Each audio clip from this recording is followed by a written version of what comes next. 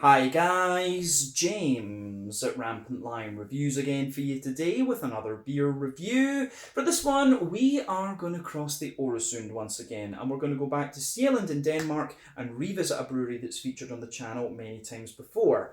I've had some really nice beers from these guys over the years, many different styles, but I think it's a little bit difficult to pick out a particular style that these guys would be best known for. I think it's more accurate to describe them as a very solid all-round brewery these days, and they were also one of the first Danish craft breweries that I ever came across back home in Scotland. But I always enjoy reviewing the new beers that these guys are releasing. The one that we're going to have a look at today is a style that I know they can do very well, but it's also a style that I haven't had from them in quite some time, if memory serves me correctly, and it's one of their latest releases through Systembolaget here in Sweden. So it certainly piqued my interest when I saw this one coming through the local Småskarekt over here. So yeah, hopefully it's another good beer, hopefully it makes for an interesting review, and as always, I hope that you guys enjoy my take on this one as well. So yeah, for this review then, we are going to head to a little place called Svinninge, out to the west of Copenhagen in the western part of Sjaelland in Denmark, the easternmost of the main islands, I guess you could say. And we are going to have a look then at another beer from the wonderful To Øl, or Two Beers, as they would be known in English. So this particular beer is called Mash Test Yummies. It comes in at 13.6% ABV. It's an Imperial pastry stout, and this has been brewed with hazelnuts, cocoa nibs, coffee, vanilla, sea salt, and lactose, and it's also been aged in bourbon barrels as well. I should point out that this is the 2022 edition of this beer, and so if you're watching this review a little bit later, the particular version of this beer that you have might be slightly different. But yeah, this is one that just kind of caught my eye. I liked the name of it, and I hadn't had an Imperial Stout in a long time from To Øl, so I just kind of thought, well, bugger it, why not? So yeah, let's crack on with this one then and see how we go. It feels like a little while since I reviewed any beer from To Øl, not to mention an Imperial Stout, come to think of it. So yeah, very much looking forward to this. Let's crack on then and see how we go. So, as always with my reviews, I'll tell you a little bit about the brewery before we taste the beer. If you want to get straight to the tasting, just fast forward. All the usual links are in the video description below. That's the brewery website, the link to my other reviews that I've done from To Øl in the past, and we will no doubt add more to that list in the near future. But there's all the usual social media down there. If you want to see more reviews, do please consider subscribing to the channel. The whole channel, of course, has a geography-based tagging system, so you can go into the homepage and search for beer based on country, city, state, county, province, prefecture, whatever it is you happen to be interested in. Do check out the playlists of beers from different countries. There is one there for all the Danish beers that I've reviewed for you, and that's being added to very, very regularly because I love Danish beers and I live very close to Denmark here in the south of Sweden. So when I go over there, I pick up quite a lot of stuff to bring back, so you can always enjoy some Danish reviews here. And as always, please do get in touch and let me know some of the other beers and breweries that you guys would like to see me review. It's always great to hear from you guys that are watching the videos, and the support that you show the channel is hugely appreciated. So anyway, on to my brewery notes then to tell you a little bit about To Øl once again then. So To Øl was originally founded by Tobias Emil Jensen and Tori Gainter, who were actually students of Mikael Bjergso, the big boss of Mikkeller. He used to be a physics and maths teacher, but originally they brewed together with him in their school kitchen back in around 2005, and they actually continued to homebrew together until about 2010, when they founded To Øl, which in Danish means two beers, as I mentioned earlier. But when Mikael heard that his former students were still brewing, he insisted that they do a collaboration brew together, and this was what became the first commercial To Øl beer, and it was simply called Double IPA. I would love to see them re-release that beer actually, that would be pretty awesome. But they very quickly built a strong reputation for themselves, and with the help of Mikkeller, they managed to distribute their beer worldwide from very early on.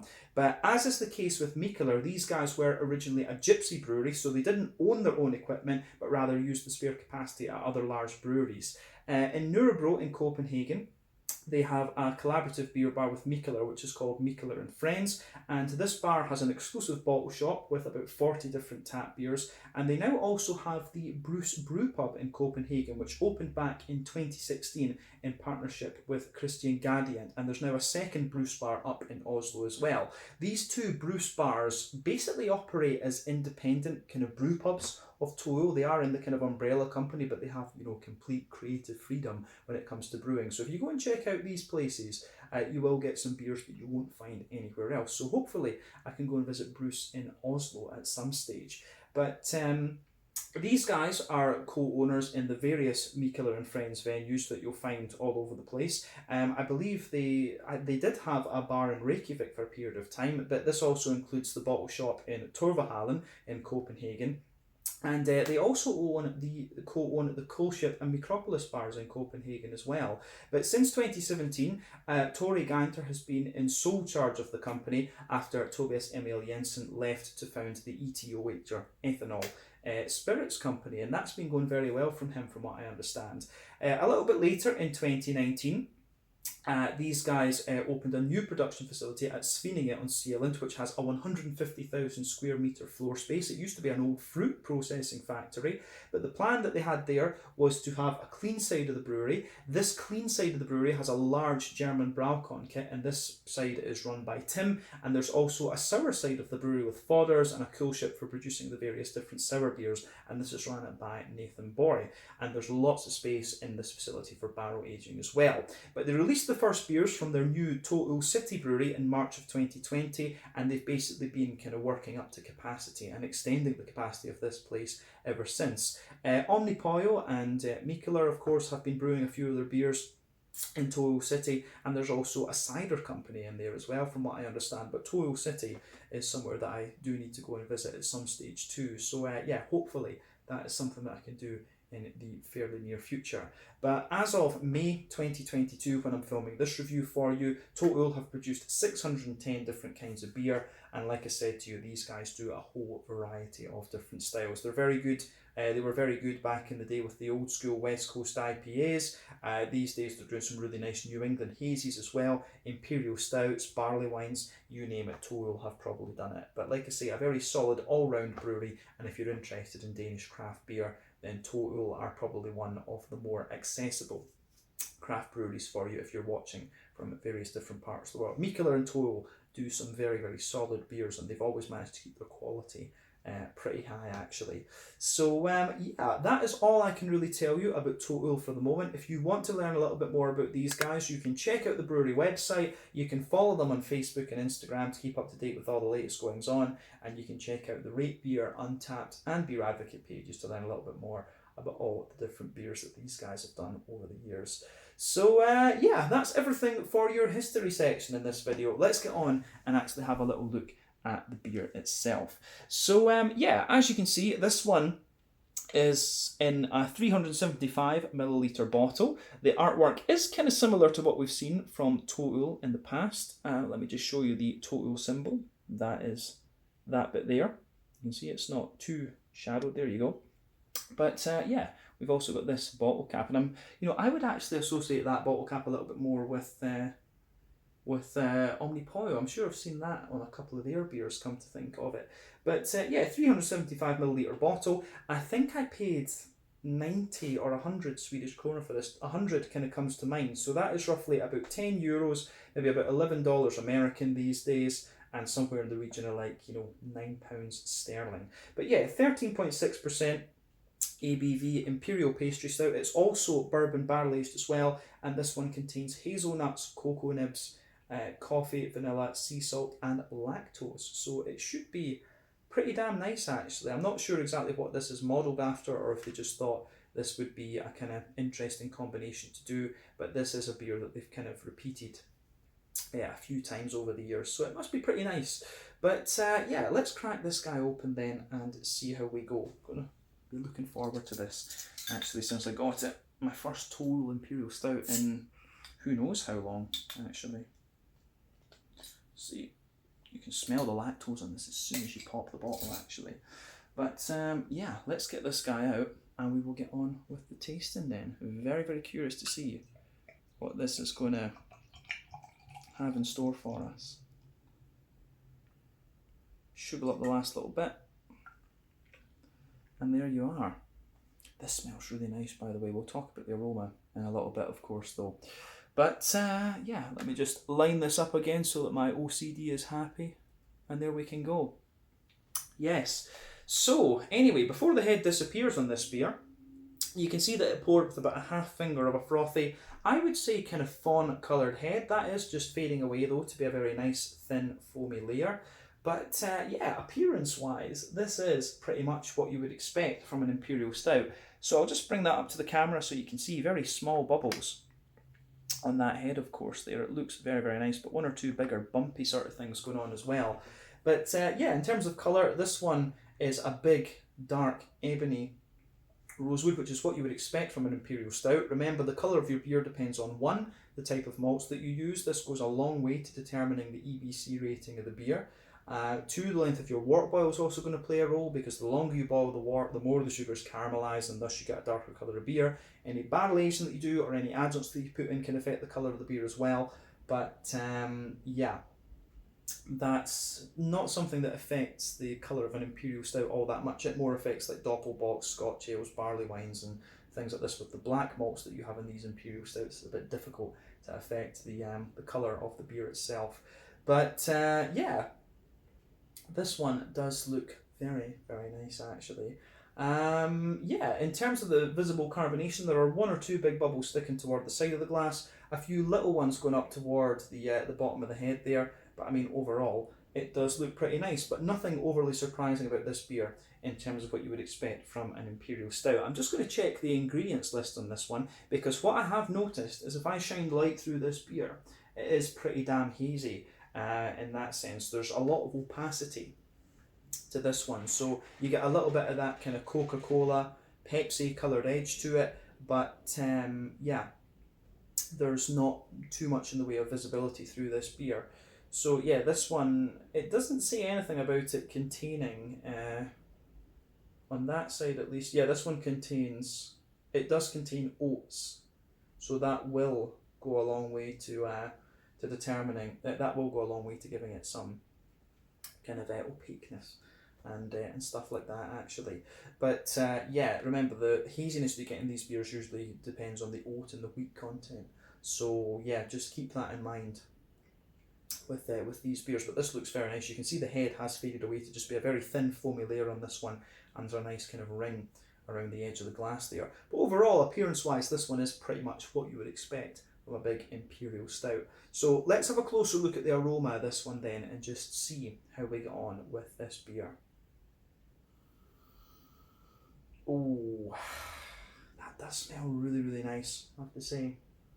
Now, the thing that I'll say straight away about this is that it has got that kind of pastry stout aroma to it, and as I've told you on the channel before, I'm not the greatest fan of pastry stouts. I actually really like the kind of old school, big oily, roasty toasty Imperial Stouts.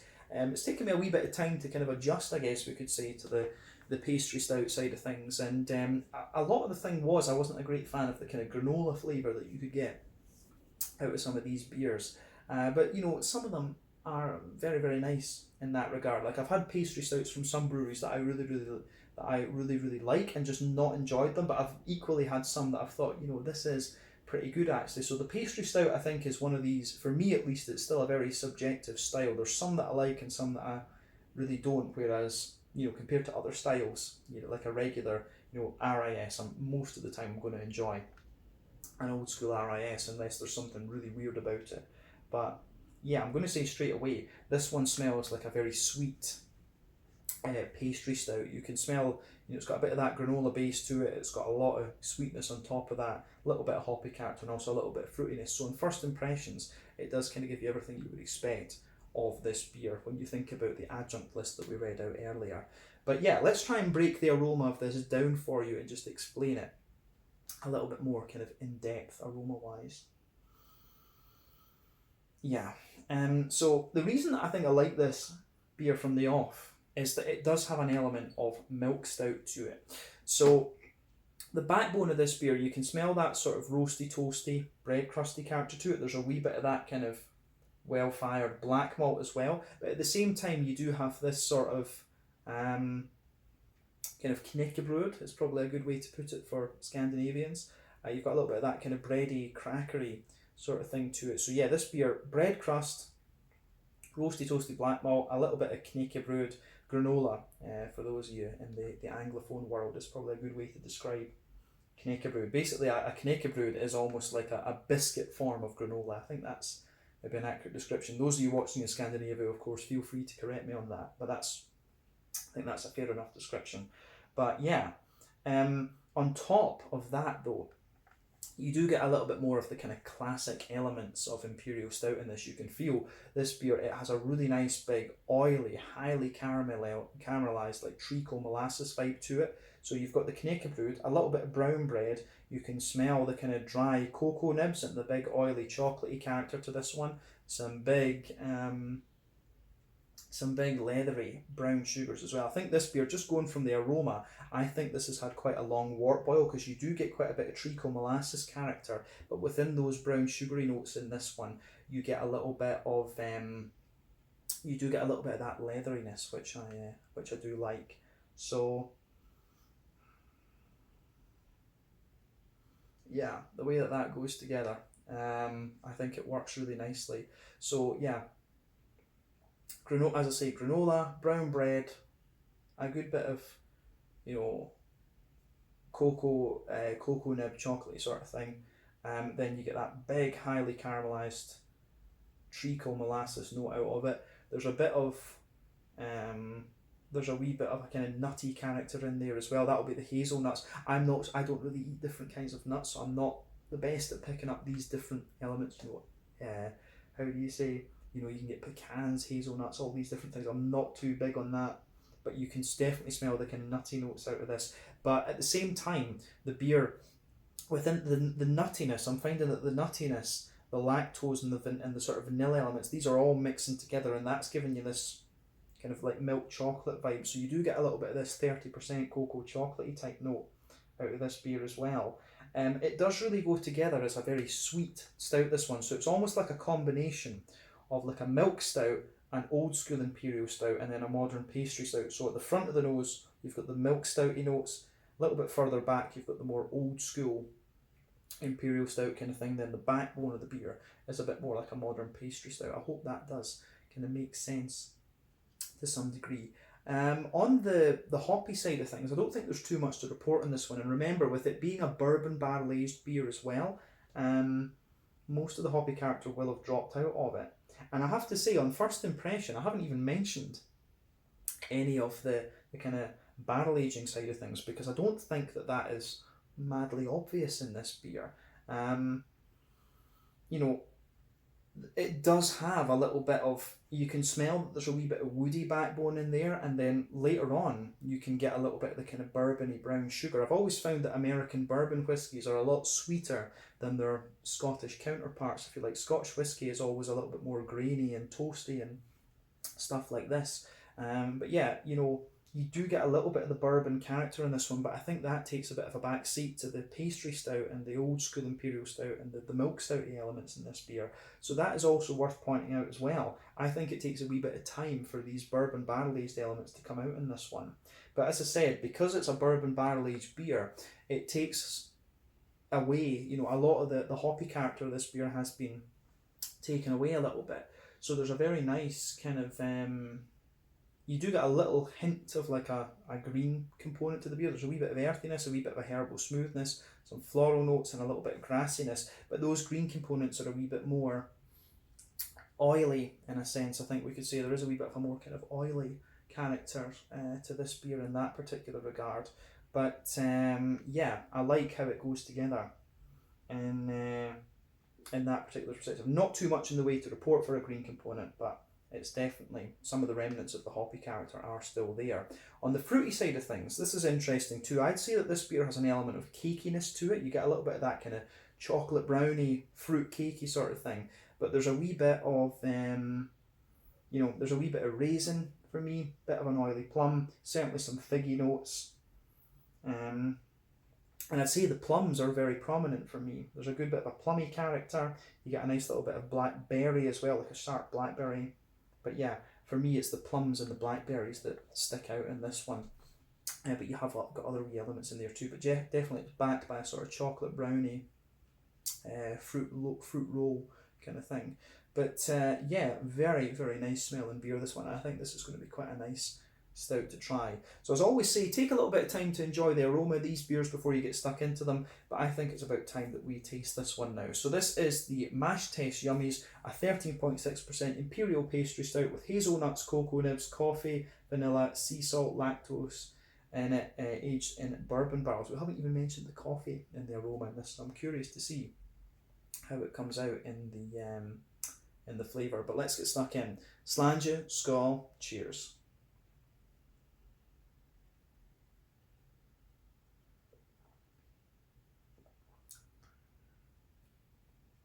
Oh yeah, I'm going to say straight away this beer is very, very nice. It is an absolute monster, no doubt in my mind about that. But yeah, this is pretty damn good, I have to say. So big thumbs up to Total for this one. This is an absolutely beautiful beer. Yeah, I'm going to say straight away as well, I'm really kind of almost confounded by that, the fact that, because I love coffee imperial stouts, I didn't pick up on the coffee really in the aroma. Yeah, but the coffee is really, you can really pick it up in the flavour actually. So that's a big difference between this beer. I don't think you're going to get too much coffee out of this in the aroma, but in the flavour, the coffee is very, very much there. So yeah, let's try and just break this beer down and describe the flavour as much as we can.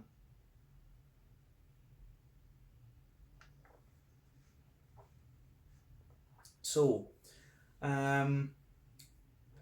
yeah, middle third of the palate then, backbone of the beer. You can feel that nice kind of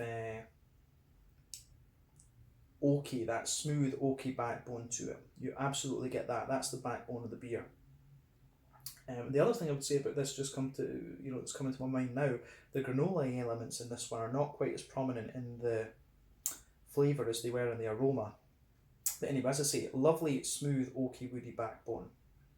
At the front of that middle third of your palate, you get a little bit of the vanilla character out of it, one or two of the nutty elements. But then on top of that woody base, you can feel the kind of bourbon brown sugars, which I can also really appreciate. You can get that little bit of that American bourbon whiskey, brown sugary character out of the beer.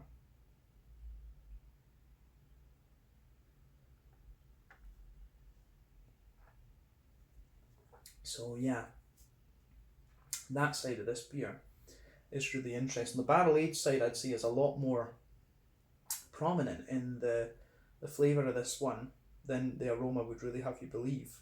So that's quite interesting. This is one of these beers that differs quite a wee bit from the flavour, from where the aroma differs quite a little bit from the flavour. That's definitely fair to say. But anyway, on top of that nice smooth kind of bourbon layer, you start to get some of the bready elements out of this one. So in fairness, you can get a little bit of that granola knäckebröd type thing. There's a wee slightly dense layer of brown bready character in there as well. But on top of that, all the other things start to come out of this one. So toward the back of that middle third of your palate, you get the coffee notes out of this one, and they kind of occupy that border between middle third and back third of your palate. So as I've told you before, coffee beans are one of my favourite adjuncts to put in beer. They're almost as diverse as the different kinds of hops. You know, it depends on the maso level, meters above sea level. The higher you grow them, the more likely you are to get these big aromatic and fruity and citrusy flavours and so on. Different soil and water profiles across the world. African coffee, Indonesian, Latin American coffee, of course, as well. These are all very, very different. But the coffee that you get in this one, I actually find it quite aromatic.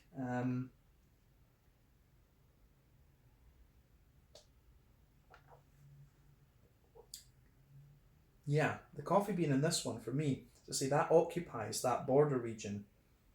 Like in that border region between middle and back third of your palate, you get a little bit of a bready build up in there, but you've got a lot of coffee bean. And for me, the coffee bean is quite aromatic. I do get a little bit of that red fruit out of it, like it does have a wee bit of a kind of plummy, raisiny element to it. And at the same time, there's maybe just a wee element of citrus. So the coffee beans that they're using in this one, I think, are very nice. I do wish when you got beers like this, when they use coffee beans, they would tell you exactly what variety of coffee bean it is, but it's got a wee bit of smooth roast to it as well, very aromatic, and then a wee bit of a kind of red, fruity and citrusy kind of thing coming out of it for me. So I do like how that goes together. Absolutely, the coffee bean notes at the back of that middle third of your palate on this one are really, really nice. So coming forward from that, you start to get a wee bit of the kind of coffee. You get a little bit of the kind of cocoa nib dryness in there. So the cocoa nibs kind of sit on top of the edge of the coffee side of things. And for me, as you move further forward, if you're at the back of that middle third of the palate, the cocoa nibs give you a kind of mixed in with the coffee. That gives you the impression of like a sort of 80-90% cocoa chocolate. But then as you move further forward, you start to get the nutty flavors. You start to get a little bit of the vanilla and things like this. So you start to get like a little bit more of a milky chocolate sort of thing out of this beer, like a 30% cocoa towards the front of that middle third of your palate. On top of all of that, you get a nice thick brown sugary layer. And it's interesting because toward the front, on top of that kind of chocolatey coffee layer that I've spoken about, that brown sugary layer, it's very sweet toward the front, and you almost get a little bit of a kind of Werther's Original butter candy sort of thing. It's like a sweet caramel in the middle, but then as you go toward the back of that middle third of your palate, it really has a little bit of a more treacly molasses type vibe to it. And in fairness, in the dead centre of your palate, you could, pardon me, detect that it's got a very, you can really detect that it has a very,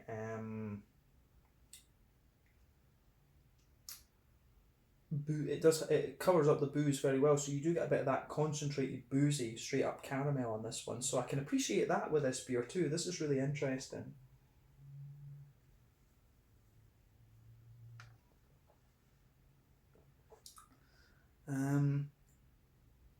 Yeah, I think overall that the complexity of this beer is absolutely in that middle third of the palate, and it comes out so nicely. Yeah, the way that this beer goes about its business is really nice. Gets a big thumbs up from me. Yeah, I love it. Love this beer. As I say, not a massive fan of pastry stouts, but this is one that I could really get on board with. It's really good. Let's focus on the back third of the palate then. So as we've described the kind of border region between the middle third and back third of the palate, bready, and then all the kind of coffee bean notes come out. But the base of the back third of the palate, you've got a nice little bit of a, you do get a bit of the more kind of, you can feel the drier elements of the oaky wood base. On top of that, you get a bit more of an intense roasty, toasty black malt. Then you get a thicker kind of brown bready layer with all these, with the more grainy elements to it. Then you can feel the coffee bean creeps a little bit onto the back third of the palate. You get a bit more of the kind of earthy, roasty notes out of the coffee bean there as it goes into the back third of the palate. But on top of all of that, you're getting the more yeasty note of the beer. So you can feel like a kind of concentrated and dense, brown bready, sugary sort of thing. So I do like that about this beer.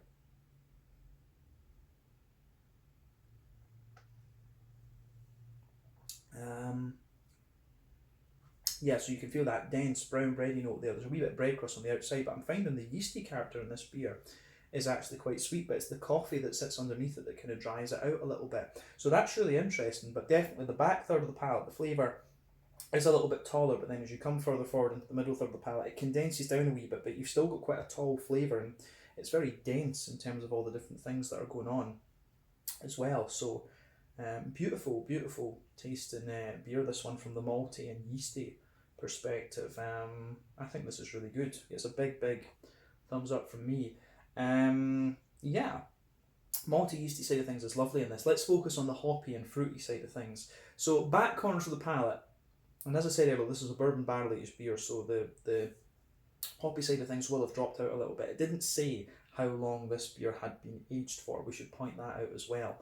But yeah, in the back corners of the palate, there's a nice little bit of earthiness there. As you move further forward, it's a wee bit more herbal, but as you push toward the front corners of the palate, the herbal character spreads forward a wee bit, but you've also got a nice little bit of a bright floral aromaticity in there too. So I do really like how this goes together.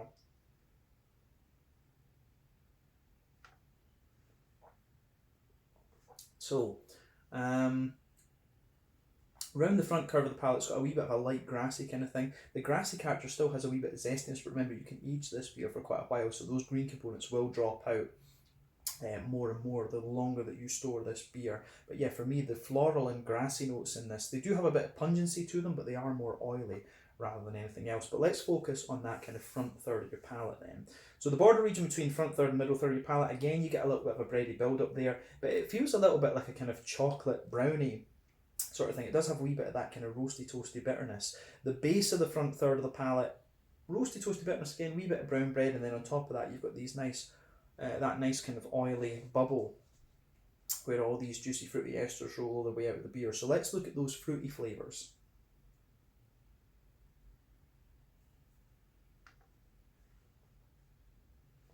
So yeah, fruity side of the beer for me. At the base of the back of that front third of your palate, you've got a lovely kind of you do get a lovely bit of a kind of like sultana, dry white green grapey base to this one, but on top of that there's a bit of raisin, there's a bit of plum. I do get like prunes and dates as well as you move further forward, but you can feel that the base of that back half of the front third of your palate is a bit more kind of figgy, but then as you move into the front half of that front third of your palate, there's a bit of a black currant, like a little bit of a black, juicy black currant, but then further into the like further on top of that you get a more of a blackberry sharpness out of this one. But for me it's like a datey sultana like flavour that really lingers into the aftertaste with this particular beer, and that's again very, very interesting with this one. I do really like how this beer goes together. I think it's very nice. The fruity side of it's lovely actually, and it's one of these beers that takes a little bit of time to kind of evolve on the palate, so spend a bit of time with this and just enjoy it from that perspective. But I think that's everything we need to say about the flavour of this one. Let's round off with the mouthfeel. I don't think there's any doubt in my mind that this is full-bodied, and as I've told you before, for me, Imperial Stouts that are barrel-aged, they lose a little bit of their mouthfeel to get these more infused flavours, but this one's full-bodied, eh?